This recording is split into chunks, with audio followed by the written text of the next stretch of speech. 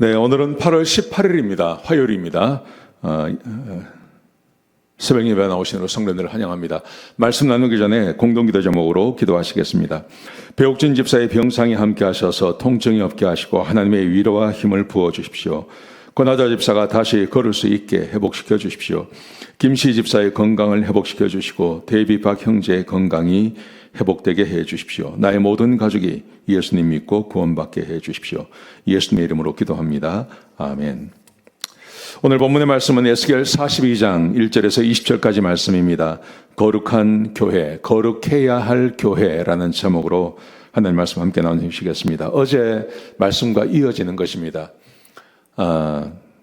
40장에서 41장은 구조를 이야기합니다. 성전의 구조가 이러하다.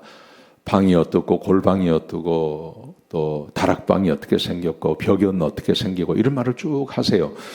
그러다가 42장에 와서 거룩한 것과 일반적인 것을 구분하는 이야기합니다. 물론 어제 말씀에도 거룩한 것과 일반적인 것을 구분하셨습니다. 근데 오늘 이 본문의 망에서 특별히 거룩한 것에 대해서 이야기합니다. 특별히 1장과 2장에 보시면 거룩한 방에 대해서 이야기합니다. 거룩한 방. 거룩한 방이 뭐냐 하는 거죠. 13절에 보시면 그 거룩한 방에 대해서 이렇게 말을 합니다. 제가 읽어드리겠습니다. 13절. 그가 내게 이르되 좌우 골방 뜰 앞 곧 북쪽과 남쪽에 있는 방들은 거룩한 방이라. 여호와를 가까이 하는 제사장들이 지성물을 거기에서 먹을 것이며 지성물 곧 소제와 속죄제와 속건제의 제물을 거기 둘 것이니 이는 거룩한 곳이라. 하나님을 섬기는 제사장들이 머무는 곳입니다. 그리고 그 다음 말씀에 보시면 제사장의 의복을 거기에 둡니다. 그리고 하나님 앞에 나가서 제사를 드린 제사장이 바로 뜰로 나가지 말라고 합니다. 바로 일반적인 뜰로 나가지 말고 이 거룩한 방에 와서 옷을 일반 옷으로 갈아입고 뜰로 나가라. 그렇게 말씀하셔요. 그리고 하나님께 바쳐졌던 그 제물을 이 거룩한 방에서 먹으라. 그렇게 하나님께서 말씀하고 계십니다. 여러분, 이제 이런 것들은 이제 상징적으로 우리에게 말씀해주는 교훈이 있는 겁니다. 이 오늘 본문에 보시면 거룩한 방을 만들어 놓고 거기서 먹으라고 말씀하시고 거기서 옷을 갈아입으라고 말씀하시는 이 본문이 우리에게 주고 있는 교훈이 뭘까요? 교훈을 한 3가지 생각해 볼 수 있습니다. 특별히 우리 교회 안에서요. 교회는 거룩한 것과 세속적인 것이 구분은 돼야 됩니다. 교회는 세속적인 곳이 되어서는 안 되죠. 교회는 거룩한 곳이 되어야 합니다. 거룩한 하나님의 백성들이 와서 거룩한 하나님의 백성이 되는 곳이 바로 이 교회입니다. 여러분, 그러므로 교회는 모든 성도들이 다 구원받아서 하나님의 백성이 되어야 합니다. 세속적인 교회가 어떤 교회일까요? 많은 분들이 세속적인 제도를 가지고 온다 이렇게 말합니다. 그런데 가장 기본은 그겁니다. 성도들이 전부 구원받는 걸 말하는 겁니다.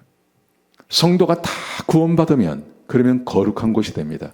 그런데 구원받은 성도보다 구원받지 못한 교인들이 많으면 그 교회는 아무리 거룩한 것 같은 행위를 한다 하더라도 그 교회는 더 이상 거룩한 교회가 아닙니다. 세속적인 교회가 되는 거죠. 그런데 요즘 교회를 가만히 보십시오. 요즘 교회는 구원을 그렇게 소중하게 생각하지 않습니다. 다 구원받았다고 말합니다. 이게 아주 어렵게 만드는 겁니다. 거룩과 세속을 구분하는 것, 여러 가지 있겠지만 첫 번째가 그겁니다. 다 구원받아야 합니다. 그래야 거룩한 교회가 될 수 있는 것입니다. 두 번째, 정체성을 잃어버려서는 안 됩니다. 교회는 정체성을 반드시 지키고 살아가야 합니다. 여러분, 교회의 정체성이 뭘까요?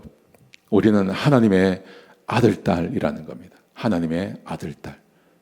내가 거듭난 하나님의 아들, 딸이다. 이게 굉장히 중요한 정체성입니다.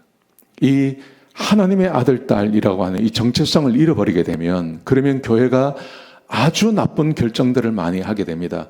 우리가 잘 아는 것처럼 예를 들어 독일 교회가 루터의 종교 개혁을 베이스로 해서 생겨난 교회인데 이상하게 거기에 그 자유주의 신학들이 많이 나옵니다. 그리고 독일은 잘 아시는 것처럼 철학이 많이 발전하지 않았습니까? 그 철학의 영향을 많이 받는 교회가 독일 교회였습니다. 그러다 보니 1차 대전을 거치면서 나라가 거의 망하게 되고 또 나라가 피폐한 삶이 되니까 교회가 나치를 지지하게 되는 거죠. 그러다 보니까 독일이라는 나라 자체가 아주 이상한 나라가 되어버렸습니다. 거룩한 교회가 되지 않는 겁니다. 정체성을 잃어버린 겁니다. 게르만족이라고 하는 그게 자기들의 교회의 정체성이 되어버린 겁니다.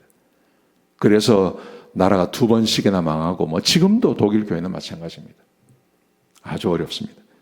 정체성을 잊어버리지 말아야 되죠. 나는 하나님의 백성이고 나는 하나님과 함께 동행한다. 그러기 위해서 거듭나야 하는 겁니다.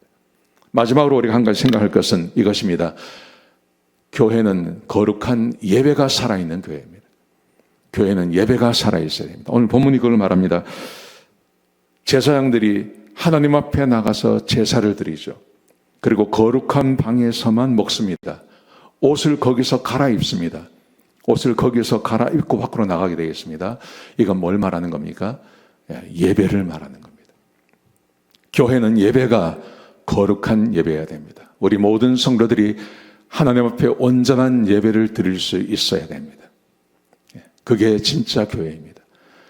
예배가 살아있는 교회, 예배가 제대로 하나님께 드려지는 교회, 그게 진짜 교회가 되는 것이죠.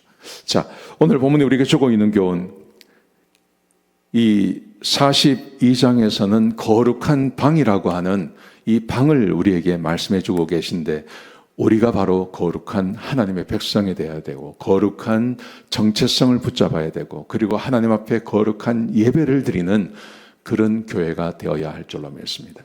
그게 진짜 교회입니다. 이 말씀 꼭 기억하시고 하루를 살아가시기를 주의 이름으로 축복합니다. 기도하시겠습니다.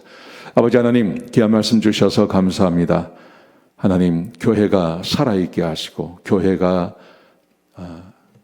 구별되게 하시고 거룩한 교회가 되게 하시고 하나님 앞에 올바른 예배를 드리는 정체성을 가지고 있는 그런 교회가 되게 하여 주옵소서. 성도들을 축복하여 주옵소서.